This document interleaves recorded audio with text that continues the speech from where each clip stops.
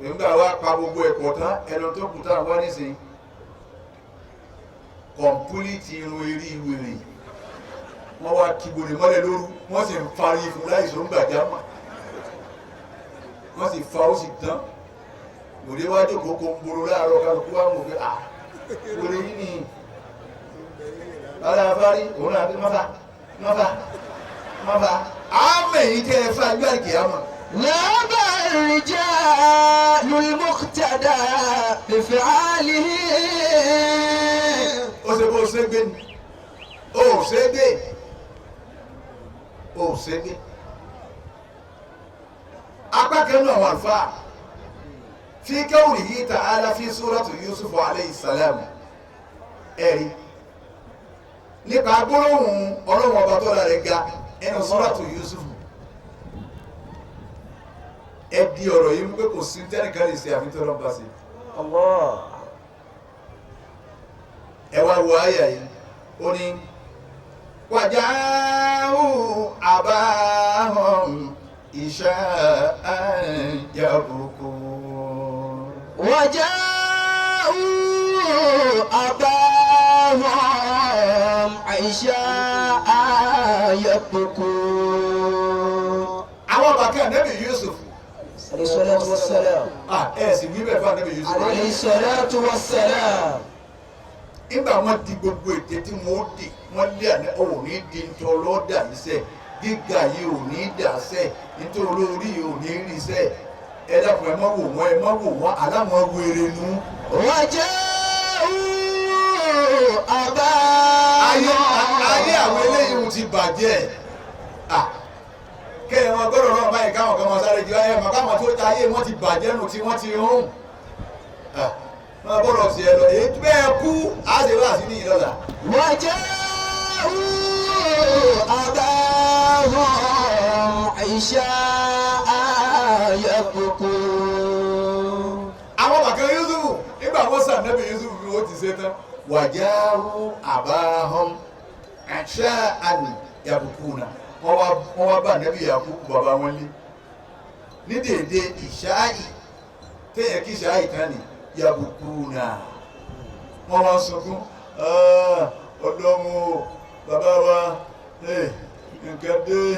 nǹkan ṣe nígbà wọn ṣe Ànábì Yusuf bí wọ́n ti ṣe tán Ànábì Yusuf ń wò wọ́n ayíkàdì bá gbogbo tí wọ́n sì wí ní irọ́ ni wọ́n pa. وجاءوا أباهم عشاء يبكون. وجاءوا أباهم عشاء يبكون. bí wọ́n ti wá dé náà sẹ́rẹ́yìn tẹ́ ń gbọ́ ariwo ní títì tẹ́ ẹ̀ tí wọ́n á dìde lọ ọbẹ̀ àpèjúwe tí lẹni tí ń lùlù fún wèrè àwọn méjèèjì wèrè ni wọ́n. أباهم عشاء يبكون. nígbà wọn wá bọ̀ wá bá Ànábì Yakubu wọn wá má àwọn dín ibú wọn sì mú kòkò kan dání wọn fòkò sí lọ́rùn wọn wá dúró wájú bàbá wọn Ànábì Yakubu alayhi salatu wassalam. وجاءوا أباهم عشاء يبكون. méjì ni wọ́n kébé. وجاءوا أباهم عشاء يبكون. ìkòkò táwọn mọ́kọ̀ọ̀kanlá yòókù mú lọ́wọ́ yìí tí wọ́n mú wájú Ànábì Yakubu ìkòkò náà akhazuhu qahran wọ́n mú kòkò ní tipa ni. وجاءوا أباهم عشاء يبكون. فقالوا لأبيهم wọ́n wọ́jọ́ Ànábì Yakubu wọ́n wá sọ fún Ànábì Yakubu báyìí ìwọ bàbá wa hadha zibu alladhi akala ìkòkò tó rí tá a mú dání òun ìkòkò tó ṣe pé akala ibnuka Yusuf òun ló jẹ Ànábì Yusuf òun ló pa Yusuf. وجاءوا أباهم عشاء يبكون. وجاءوا أباهم عشاء يبكون. فخلا يعقوب بالذئب àwọn ànábì Ọlọ́run tí wọ́n yàtọ̀ sí wa ìgbẹ́ ẹ̀ máa kírun ò tí ì dé bọ́lọ̀ bá ṣe kẹ̀kẹ́ fún wọn tí wọ́n bá dùn wọ́n kọ́kọ́ forí kalẹ̀ fọlọ́run wọ́n forí kalẹ̀ fọlọ́run bí wọ́n gbà nǹkan lọ́dọ̀ Ọlọ́run náà wọ́n forí kalẹ̀ fọlọ́run wọ́n sùjú wọ́n sọ̀jẹ́dá wọ́n sùjú.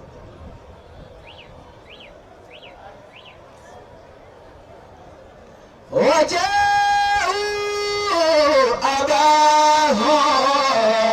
عشاء يبكون. alájẹ ẹlẹgẹ fasọlá rọkẹ àtẹyìnì nígbà Nábì Yakubu rí ìkòkò tí wọ́n mú wá kóun lọ́pọ̀ ọmọ ẹ̀jẹ̀ fasọlá rọkẹ àtẹyìnì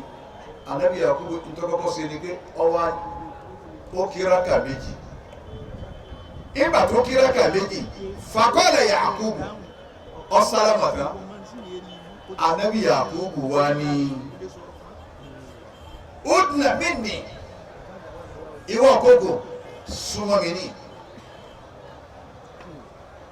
ẹ̀wọ̀gá udna minni. وجاءوا أباهم عشاء يبكون. ara táwọn inú àwọn fìjìláńtẹ wọ́n ní àwọn tó rọrọ gírí àwọn wèrè tí wọ́n rọrọ nísìnyí eléyìí wọn ti ń ṣe ráìdà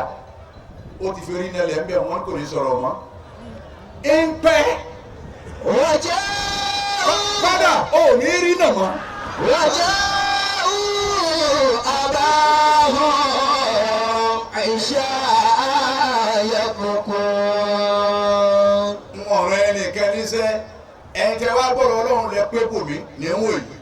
gbogbo ẹni bá bá lórí títì tí wọ́n ń sáré lọ tí wọ́n ń sáré bọ̀ àwọn wèrè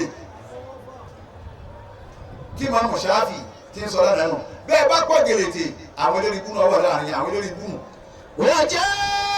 وجاءوا أباهم عشاء يبكون. Nábì Yakubu ó ní udna minni. ìwọ kókò súnmọ́ mi ní ìkókò ó sì súnmọ́ Nábì Yakubu ẹ àwọn Nábì Ọlọ́run kò jẹ kú jẹ ìṣekúṣe táwa rìn ìrìnkúrìn tá à ń rìn ń sin ewúrẹ́ òótọ́ tó ti ń sìn láti bí ọdún mẹ́ta ó tó wá ní ewúrẹ́ ní mú ọ wá. فجاءوا أباهم عشاء يبكون. bẹ́ẹ̀ ni ẹ sì ń gbọ́ àyà yìí ẹ̀yin tẹ́ ẹ bá máa wọ́n yí padà ẹ̀yin náà máa ké bí bá ti ń ké. فجاءوا أباهم عشاء يبكون. wàjá ni. وجاءوا أباهم عشاء يبكون. nígbà wọn bá bàbá wọn rẹ̀ kú ni wọ́n sùn wọ́n wá rú bẹ́ẹ̀ ni irọ́ ni wọ́n pa nígbà tí Nábì Yakubu ní ó kú mí nì yá zèhì ìwọ àkókò súnmọ́ mi ní fẹ́dà náà mi níwù ìkókò sì súnmọ́ Nábì Yakubu faqala lahu ayyuha adh-dhi'bu Nábì Yakubu ní ìwọ àkókò yìí ìkókò sì tẹríba ó dún wọn dọ̀ Nábì Yakubu kí ló tí ì rí táwọn agbègbè ò kírun mọ́ ilé wa náà wọ́n ti ń ṣe mí Ọlọ́run ó sì ń wò wọ́n kí lọ́kàn Ọlọ́run pẹ̀lú ń wò nígbà wọ́n ṣe ànẹ́bì kò pé jáde máa lọ Mọ̀dínà Ọlọ́run kápá kó pé dúró ìkẹ́kàn wọn ní ṣe ọ́ ó fi kọ́ wà ní wúmà ànẹ́bì lẹ́kọ̀ọ́ ni Ọlọ́run kápá pé dúró ànẹ́bì kẹ́kàn kò sí kẹ́kàn ìlú bàbá rẹ ní Mọ́kà ọ̀bọ̀rọ̀ jáde Ọlọ́run ọ̀yá máa lọ Mọ̀dínà bọ́ bá rí nira lé bàbá rẹ kọ ilé ìyá rẹ bóró dúró kabẹ̀ wọ́n pa ọ́ ayé ó sì máa sáyé lọ Ọlọ́run ó sì mólè àmọ́ kí ni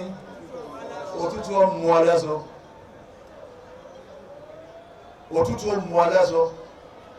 bí ilé bàbá rẹ ọba gbà ọ lọ ilé ìyá bí ọba sáyé ń bẹ̀ mọ́ lọ́ọ́ rẹ́ǹtì ilé gẹ̀rẹ́wú ọlọ́gbáà ni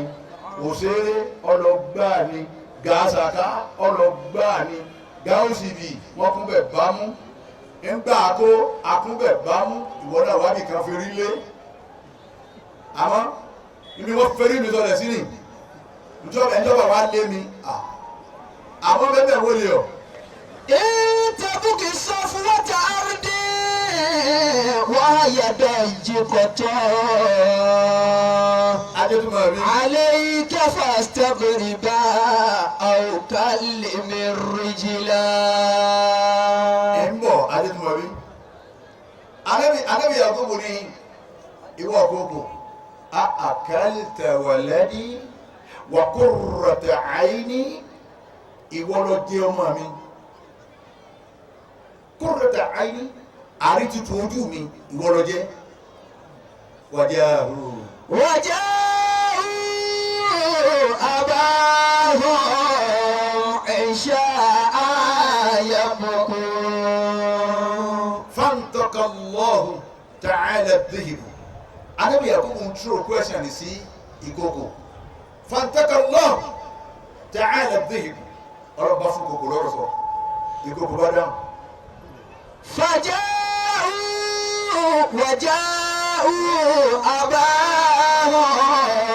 عشاء يبكون فقال معاذ الله يا يعقوب ìkókò ní tó fún Ọlọ́run kò jẹ́ rí bẹ́ẹ̀ wọ́n Nábì kò jẹ́ rí bẹ́ẹ̀ wallazi istafaka nabiyyan mo búra pẹ̀lú Ọlọ́run tó sà ọ́ lẹ́sà pé kọ́ ọmọ jẹ́ ànábì Ọlọ́run ìkókò ní sọ̀rọ̀ wọn. وجاءوا أباهم عشاء يبكون ó ní ma akaltu lahman ọmọ rẹ tí wọ́n wí ma akaltu lahman min luhumi ẹran kan báyìí ìjájẹ inú ẹran Yusuf wala admidu damman min damihi kódà èkíkà kan ní ẹ̀jẹ̀ rẹ̀ báyìí mọ̀ fáwọn. وجاءوا أباهم عشاء يبكون قال إن اللحوم الأنبياء حرام لنا torí pé àwọn ànábì Ọlọ́run torí ni ẹran wọn èèwọ̀ ní fáwọn ẹranko àgbọ́dọ̀ jẹ àwọn bàbá Yusufu wọ́n káwọ́ gbéra wọ́n wo ìkókò tí wọ́n mú wá tí wọ́n fẹ́ fi purọ́. وجاءوا أباهم عشاء يبكون ó ní haramun lana èèwọ̀ ní fáwọn àwọn adábà àwọn ẹranko àgbọ́dọ̀ jẹ ẹran wọn la ta'kuluha al-ardu kódà bí wọ́n bá kú ilẹ̀ ò ní jẹ wọ́n àwọn ànábì Ọlọ́run. وجاءوا أباهم عشاء يبكون wala an-nar iná ò sì ní jó wọn ànábì Ọlọ́run ní wọn náà. faqala lahu Yaqub ànábì Yaqub wọn bá sọ̀rọ̀ ayyuha dhibu ìwọ kókò yìí kayfa waqa'ta fi aydihim bọ́ọ̀lù ṣe wá bọ́ sọ́wọ́ àwọn ọmọ wọ̀nyí. min ayna aqbalta níbo ni wọ́n lọ níbo lọ dájú kọ tí wọ́n lọ tó fi kó sí wọn lọ́wọ́. wa ila ayna qasadta níbo lọ sì dàbí ọkàn tí wọ́n lọ tó fi wá lọ já àwọn wọn tọ́lọ́ fi lé kó sí wọn lọ́wọ́ yìí. faqala dhibu ìkókò wá dà níbi Yakubu lóhùn ó ní aqbaltu min abdi Jurjan níbi èmi dájú kọ tèmi ńlọlẹ̀ Jurjan allati fi ardi Misra Jurjan yìí ń bẹ ní ilẹ̀ Misra ń bẹ lèmi lọ wa qasadtu Kan'an àmọ́ bí tí wàá lọ gàgà tí bá dé Jurjan ilẹ̀ Kan'an. وجاءوا أباهم عشاء يبكون. ó ní wá ń lọ ọbẹ̀ náà wọn lọ ṣeré alájẹ ẹlẹ́kẹ́ ìyẹn wá ń lọ ibi tí ń lọ yìí náà kìí ṣe pé ń lọ láì ní tí mo fẹ́ lọ ṣe ń bẹ̀. ìtọ́sẹ̀lẹ̀ ni pé ń lọ lẹ́àdúrọ̀ àkánlé fìlọ́ kí n lọ wọ ọmọ ìyá mi nítorí tọ́lọ́hún. وجاءوا أباهم عشاء يبكون. ó ní fakirtuhu mọ́sọ ayẹ́rìn àti sàfẹ́kù rẹ̀ ọjọ́ pẹ́ díẹ̀ tá a ti rí mọ́ ẹ̀rọ ẹranko wá ọmọ ìyá rẹ̀ lọ ọmọ ìyá kò ní dáa fún ọmọ ìyá tí ò fẹ́ràn ọmọ ìyá rẹ̀ kò ní yé ọ. وجاءوا أباهم عشاء يبكون. bàbá ṣe pé oore ọlọ́run lọ bá ń bínú lára ọmọ ìyá rẹ̀ ní òjò fẹ́ràn rẹ̀ ó kórìíra rẹ̀ kọ́dà ọ̀hún wá kú ẹ̀. ọlọ́run ní sọ fún yín mẹ́sẹ̀gì gbogbo ẹ̀yin ọmọ ìyá tẹ ẹ bá rí bẹ́ẹ̀ ọlọ́run ní sọ fún yín pé kò ní yẹ yín. وجاءوا أباهم عشاء يبكون. وجاءوا أباهم عشاء يبكون. وجاءوا أباهم عشاء يبكون. ولفكرته منذ أيام asàfẹ́kù rẹ̀ ó ti pẹ́ tá a ti rí àsìkò burú bí mọ́mù ti ń kírun mọ́sálásí tèmi tèmi ti ń kírun gbogbo àwọn tí máa kírun tí wọ́n tó sáfù ní mọ́mà tá a bá kásùbà àjọ kan atúnkẹ́lẹ̀ kejì ẹni tí n bá ti wú àyítẹ́nìkan dúró tí n bá ti rí à ń kírun tó dáa sálámà yẹn ni làdáni ẹ̀wọ́ alágbájá lọ ìwọ èyí ṣe àárí ẹ̀wọ̀ àwọ̀ àwọ̀lùmí rẹ̀ wọ́n ní ó rẹ̀ wọ́n díẹ̀ ni Allahu akbar tó àwọn náà wàá jíṣẹ́ aláàjì ló ní àwa wò yín wọn là rí láti jẹta wọn wọn kó àkíyèsí ó sì ti jẹta náà tí mo ti wá lóòótọ́ ìmáàmù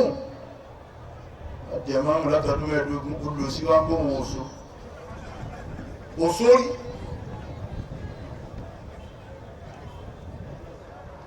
ogun wọn lò tó rí sọ wọn á fún ìṣó mọ́tì. bẹ́ẹ̀ ni wọ́n lè ń pa ẹ̀yìn mọ́hún ẹ̀ ń so. وجاءوا أباهم عشاء يبكون. alájẹ ẹlẹ́kẹ́ ní kí n dáyé ọ̀rọ̀ yìí dúró wọ́n torí pé aago mélòó lẹ́gbẹ̀ẹ́ as a chairman of this ìjòkó wọ́n ní àgbọ̀mọ́kà ẹ̀yẹ wọn èwo lẹ́yìn fẹ́ ní mọ̀nsó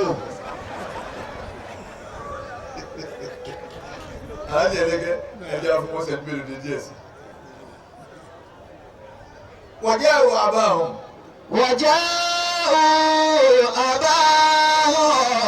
عشاء يبكون. ajẹlẹkẹ bẹ́ẹ̀ bá wo tàwọn jàmáà yìí kìí sàwọn ti rí títí wọn kìí sàwọn èyí tí ń dàgbọ rọọkì wọn kìí sàwọn oúnjẹ òsì tí wọn jẹ mọ́sálà láti bàtà ti dé yìí kéèyàn ó jòkó ti mọ́sálà láti bàtà ti dé yìí. àárín dédé wọn ló sì bá wọn lọ wá sí i ẹ sá máa dàgbọ mi o ẹlẹ́yìn lọ wá sí yóò sì mí bómi ní ẹgbẹ́ lọ ẹ jẹ ẹni pé wọ́n fara balẹ̀ àjàmọ́ àwọlẹ̀ ń wò ó. gbogbo ilé ọlọ́run sì jẹ́ dáa fún. àmín. agánbẹ́ o tọ́ wa lẹ̀ mọ́ tó ń wò pé ẹ̀jẹ̀ agbọ̀n tí ó sọ torí wọ́n ní kíní kan rúgbó ẹ̀jẹ̀ agbọ̀n tí ó sọ irú tó ọmọ gbọ́ kí láyé nù. àmín. bí bá sọ̀rọ̀ kí lẹ́sìn àwa ti kọjá yìí rìn àwọn tí ọmọ sọ wọ́n mọ̀ sọ. وجاءوا أباهم عشاء يبكون. adémọ̀rí وجاءوا أباهم عشاء يبكون آية داية أوريكي وجاءوا أباهم عشاء يبكون àsìkò ìṣáì ni wọ́n wá bá bàbá wọn ìṣá án yàbùkúnà wọ́n wá sunkún ọ̀rọ̀ rẹ̀ wá ń gbọ́ yìí ó ní tó jẹ́ kí n máa wá lọ ọmọ ìyá mi tí wọ́n wá lọ yìí fàkítùrù mọ́ọ̀sọ àyà mi ọjọ́ ìjọ mélòó kan àárí aṣàfẹ́kù rẹ̀ ó nígbà wá aṣàfẹ́kù rẹ̀ òun lèmi ń wá lọ fa akhazuni awladu kakahara làwọn ọmọ rẹ bá kì mí kíláàsì wọ́n sì sòkò sí mi lọ́rùn ni wọ́n fi ń fà mí bọ̀ wá ànábì Yakubu ń wo ìkòkò ń sọ̀rọ̀ lọ ẹ̀yin jẹ̀mọ́ fàjáwù bí ilé ìkà náà bá mú mi wá bá ọ ní mẹ́ẹ̀dẹ́yìn faqala Yakubu lima tazuruhu èsè ọmọ ìyá rẹ tó rán lọ́wọ́ òní kí ló dé kí ló ṣe tó fi ń lọ́wọ́ wàjáwù. أباهم عشاء يبكون فقال الذئب لأن أبي سمع عن جدي onítorí pé فقال الذئب ìkókò wá dà nẹ́bí Yakubu lóhùn ó ní لأن أبي torí pé bàbá tó bí òun ìkókò tó ń bọ̀ sọ̀rọ̀ yìí sẹ́mìà àǹjàdí ọgbọ́lọ́dọ̀ bàbá mi. wàjáhù. أباهم عشاء يبكون. ó ní wájàdí bàbá tèmi náà òun náà gbọ́ àǹjàdí ka Ibrahima lọ́dọ̀ bàbá tiẹ̀ náà Ibrahima ńbẹ̀ ló ti gbọ́. awani manzara akhani fillahi ẹwọ ẹranko ó ní tí bàbá mi gbọ́ yìí manzara akhani fillahi ẹni tó bá lọ sí yàrá ọmọ ìyá rẹ̀ kan nítorí ìtọ́lọ́m nítorí ìtòkùn òbí ìwọ wàá múra wàláyé tí Sàlìmánù tó tẹ̀lé wa yìí bá dí láti àkèyàmà wa ọ̀rọ̀ yìí ò ní yanjú ó sì ṣe sùúrù bọ́ọ̀bá lọ́rọ̀ ò ní yanjú bí wọ́n bá kú ńkọ́ bọ́ọ̀bá lọ́rọ̀ ò ní tán bí wọ́n bá tán ńkọ́ gbogbo ẹ̀yin tí ẹ máa pé kò ní tán ó diwájú Ọlọ́run ká tó sọ̀rọ̀ papọ̀ ẹ má ṣe bẹ́ẹ̀ wá sílẹ̀ ń gbọ́ ẹ tètè túbá ẹ parí tí wọ́n bẹ láàrin àwọn ọmọ kan bẹ ládùúgbò tiwa wọ́n kéré sí wa púpọ̀ nígbà tí ìjà ó ṣe Sàràkí ó ṣe Làwálì dé gbogbo wa ládọ̀tá àkíra wa mọ́ tí wọ́n bá sì rí mi tí wọ́n dì mọ́ mi obìnrin bẹ́ẹ̀ nù ọkùnrin bẹ́ẹ̀ tí wọ́n dì mọ́ mi aláàjì àwa kíra wa mọ́ mo wá gbóhùn ta wájọ kan ọ̀kan bọ̀ wá ó dé obìnrin ó ti òun náà kàn mí ó ṣọ́ọ̀kì ni wọ́n wọ̀ náà bò mí èmi yà lọ kí wọ́n ti mo kí mo ní lágbájá ọgbọ́ ò ìwò pé láti yọrù yìí ìtì bẹ́ẹ̀ nù ọkàn rẹ̀ pé láti yọrù yìí àbọ̀ nǹkan wọn gbè ní dìímọ́ mi bó ti dìímọ́ mi ọba bẹ́ẹ̀ ọwọ́ àdìmọ́ ní yọ̀dà fún ọ láti bí ọdún kẹta ọ̀dẹ́ àdúpẹ́ta àti ìkú ẹjẹ́ máa kíra wa ó ti tán ó ti parí mo sì yọ lọ́wọ́ gbogbo wọn nù bẹ́ẹ̀ ni ẹ̀rù sàárè lọ́gbà mi nígbà bá wá dọ̀wọ́n táwọn màláíkà yọ kíní ikùn mọ́ onírin tí wọ́n kó lóṣì ọwọ́ rẹ̀ ebí ọ̀dọ́ ṣe wá sí àbọ̀ máa bí wọ́n Ọlọ́run sọ̀rọ̀ Ọlọ́run tí wọ́n ń kó owó mi ń bẹ̀.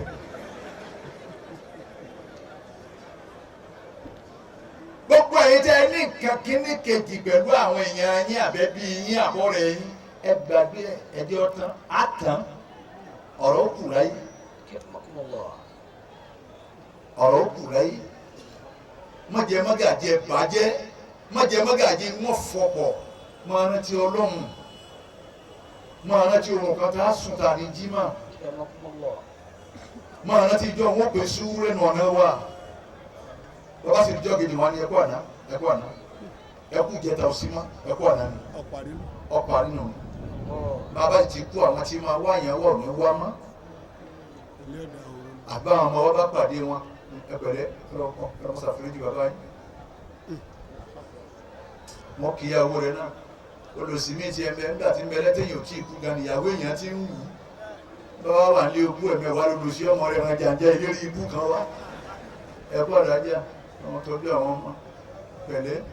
ẹ̀ẹ́dìrún yìí kí n tiẹ̀ ẹran ni ẹja lónìí rírà lónìí kì í sọ kẹ́kẹ́ ó jẹ́ ọjáde òkú ó tún wá wá ẹ̀kọ́ ọ̀dájà lọ́wọ́n ní balẹ̀ jẹ́ gbọ́ àwọn ọmọ lọ́wọ́ tọ́jú wọn tọ̀ lọ́wọ́ sì ṣàánú wa lọ́dí ẹ bá kú àárín lẹ́yìn ẹ̀nù lọ́wọ́ ṣàánú wa bó ṣe pé bílé bá ti lé ìjájò ràn ní àà obìnrin tó ń wò pé ilé ti lé ń jájò ràn kì í sọ fi tí ń lọ dàpọ̀ ọlọ́run wọ́n ti gbà ọ́ lọ́wọ́ àwọn ìyàwó wa. Àmín. Bàbá lásọ tó fẹ́ rà sẹ́ńtọ́rọ̀ wọ́n máa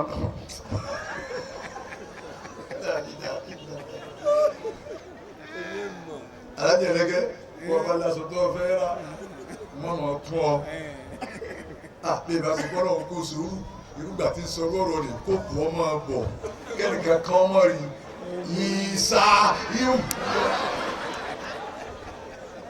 bó ti ṣe nìyí la ilaha illallah ọba Adama àwọn la yẹ̀yẹ́ jù kò sí tọ́ yẹ̀yẹ́ tọ́ mànẹ́bí Adama àwọn la sì ń gbé àwọn la ń ga kàn rìn àwọn la sì yẹ̀yẹ́ jù nísìlẹ̀ náà nàrí ọ̀dà yìí nasara ti sàdúrà fún àwọn tó gbogbo olódùmọ̀ owó kọ tiẹ̀ wọn kọ́ dá ọlọ́dàkùn mọ́sàjọ́ ní ọbọ̀lá yìí MUSA rí ládùúgbò wa yìí ọlọ́kọ́ bá wa kún lẹ́yìn náà kọ́ da fọ́lá yìí sáfì àmọ́ bọ̀ wọ́n kọ́ da kọ́ níbi ọba ti kú báyìí ọlọ́run bá wa kẹ́ ọgbà àwọn òkú tó ti kú ájì sáfì wọn ọ̀dà kọ́ tiẹ̀ mọ́nu. ìwọ ti yọ sẹ́tìnù ọparí nù ń bọ̀ wá ṣẹlẹ̀ sí ọ ń bọ̀ wá ṣẹlẹ̀ sí mi. Ètò fi gbádùn ọlọ́run ni àárín ẹ̀wọ̀ àti ọlọ́run yóò gún gẹ́gẹ́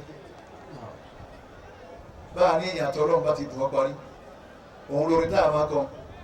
àbá ń pẹ́ ayé ọ̀ṣẹ́ kì í má bí kádà òun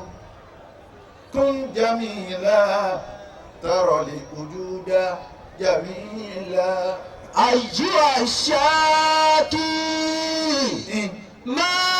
bikada kun jamila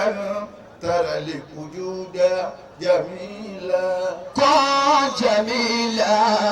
tara le kujuda jamila kayfa tarda bi an takuna badina kayfa tarda bi an takuna badina كيف تكون farabalẹ̀ كيف ترضى بأن تكون بدينا كيف ترضى بأن تكون بدينا alájẹ ẹlẹgẹ ilé mi ti dahoro àwọn tó nílé wọn ò bímọ nkọkọ ńlẹkọ ilé ńlẹkọ bí kí gànà kan rọra ya kékeré kọ́bọ̀ lẹ̀ bí kí sẹ́mátì ò sí ńlẹkọ ọ̀sán wọn ma gbọ̀ ya wó nígbà owó ó di lẹ́lẹ̀ ọwọ́ kò gírí ká tó gbó bẹ̀ wọ́n gbé ilé wọn àwọn ará ilé wa kọ́ kò sẹ́nìkan wọn láyé mọ́. أيها الشاكي ما بك داء كن جميلا ترى الوجود جميلا أيها الشاكي ما بكداء كن جميلا ترى الوجود جميلا. ẹ wo bẹ́ẹ̀ ti dákẹ́ ni ẹni a ní nǹkan lọ́wọ́ rẹ̀ ó sì ṣe pẹ́m kò ní sọ̀rọ̀. bóyá ilẹ̀ tó rà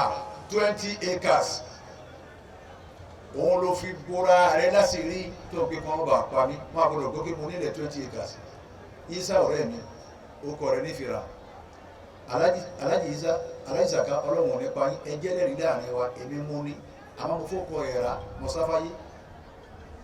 mbọ́lọ́run fẹ́ má dánwò rẹ̀ dé alájì Isa ọjáde láyé alájì Saka ẹlẹ́rìí ọjáde láyé ìgbà tí ó tún ṣe ọ̀tẹ̀lé Saka ọwọ́ kẹ́ntì fọ́kọ rẹ̀ rà ní òun wá di bàbá onílẹ̀. أيها الشاكي ما بكداء ما بكداء كن جميلا ترى الوجود جميلا. afa àjẹ tó wọn bí ìkókò ń bọ̀rọ̀ rẹ̀ lọ olóhùn gbọ́ bẹ́ẹ̀ olóhùn wa gbọ́ pé ní ọba lọ wọ ọmọ ìyá rẹ̀ tọ́lọ̀ sì yára ọmọ ìyá rẹ̀ nítorí tọ́lọ́hùn kátàbà Allahu lahu alifa hasana ọlọ́run wọ́n fún ní ẹgbẹ̀rún dáadáa ló wọ́n kọ́ lẹ̀ fún ẹ̀wọ̀n ládàá ti mẹ́bẹ̀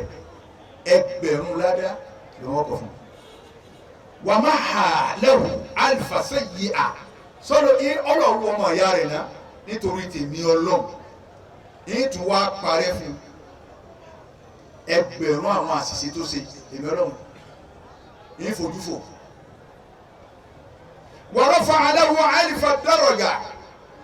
ní tún wá gbéga nípò lọ́nà ẹgbẹ̀rún máa lọ ọmọ ìyá rẹ máa fẹ́ràn ọmọ ìyá rẹ fẹ́ràn àbúrò rẹ fẹ́ràn ẹ̀gbọ́n rẹ tẹ̀jọ́ mọ́mú kan náà kọ́dà bẹ́ẹ̀ jọba kan náà ìhàtọ́ dáa ní ọkọ sí wọn. wa anjahu min azabi yawmil qiyamah tọ́ba tó wá di jọ́ al-qiyamah èmi ọlọ́run ìpòlà kò ní wọná biziyarati akhihi pẹ̀lú wílọ̀ wo ọmọ àyà rẹ̀ tọ́lọ̀ wò nítorí tọ́lọ́hún ni ó ní wà kún tó wúrí dùn sí ziyarata dhibi èyí ò lè mí wò ní fi lọ wo ọmọ ìyá mi kòkò tí mo fẹ́ lọ wò wọ́n wà lọ dín rín kí ló rí wọn lọ́jẹ̀ ọ̀yá ayé àfàgbà wọ́n wà rọ̀ bí rín ẹni tí ìlú ọ̀wọ́ ni ọyàn kan náà lájọ mú ọmú kan náà òun sọ múlẹ̀ mí gbà ẹwà àǹfààní tí ń bẹ nínú ọ̀rọ̀ yìí o fàṣàmìrìtù mọ́tàhù ó ní tọ́wọ́ bà mí nú jẹ́ ó ní mo wá gbọ́ kú ẹ̀ ó ti kú ẹ wò kókò ẹranko ó ní fàgámà ní wọ́n bà mí nú jẹ́ ó ní wà níbi Yakubu nkọ̀tẹ́lìtù Yusufa ìbílá sàdúrà làwọn dé nkọ̀tẹ́lìtù Yusufa tọ́ba wa jásí pé bí ti ń sọ̀rọ̀ yìí àwọn náà wọ́n dúró yìí àwọn tá a mú mi wá ní tọ́ba wa jásí pé mo pa ọmọ rẹ Yusufu halaka ni ẹ̀ lọ́ọ̀ kọ́lọ̀ mo pa mí rẹ. kama halakal agniya gẹ́gẹ́ bọ́lá wọn ti pa àwọn olówó àwọn ọlọ́rọ̀ bí ó ti pa wọ́n ní akhir zaman tó bá dìgbẹ̀yìn ìgbà ìgbẹ̀yìn ayé ń bọ̀rọ̀ lọ ni o ní ya Yakubu ìwà nẹ́bí Yakubu in qataltu Yusufa halakani Allah kama halakal fuqara fi akhir zaman tó bá jẹ́ pé lóòótọ́ mo bá pa Yusuf ọmọ rẹ kọ́lọ̀ wọn pa àwọn rẹ bí ó ti pa àwọn atẹ́wọ́gbọ́rẹ́ bí ó ti pa àwọn rẹ tó bá di gbẹ̀yìn ayé ó ní mélòó ya Yakubu wà níbi Yakubu in qataltu Yusufa tó bá ti pèsè mo pa ọmọ rẹ Yusufu halakani Allahu kama halakal ulama fi akhir zaman kọ́lọ̀ wọn pa àwọn rẹ bí ó ti pa àwọn àfáà rẹ tó bá di gbẹ̀yìn ayé ẹranko ní sọ̀rọ̀ o pẹ̀lú mi ò ní etí o ń bọ̀ wá délé kí ni àwọn àgbà ọ̀jọ̀jọ̀ ajẹ́kùn lóṣù tí wọ́n kó kalẹ̀ ńlé tọ́ jẹ tán tọ́ máa gbà nígbà ní yọkọ̀ àwọn àbá rẹ̀ ẹgbẹ́ wà kàn wọ́n kí n tèmi.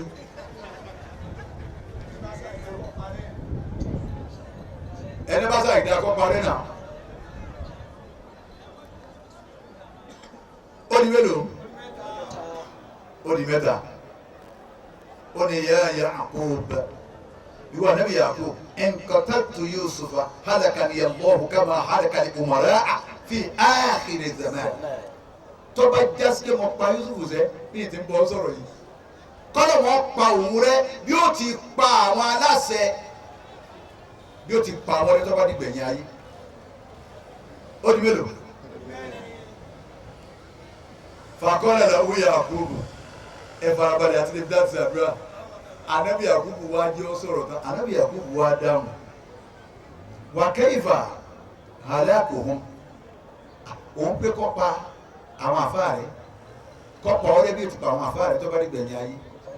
bọ́ ọba kọ́ ọmọ mi ni kọ́ pa ọ́rẹ́ bí ó ti pa àwọn tálíkà rẹ̀ tó bá di gbẹ̀yìn ayé kọ́ pa ọ́rẹ́ bí ó ti pa àwọn olówó rẹ̀ tó bá di gbẹ̀yìn ayé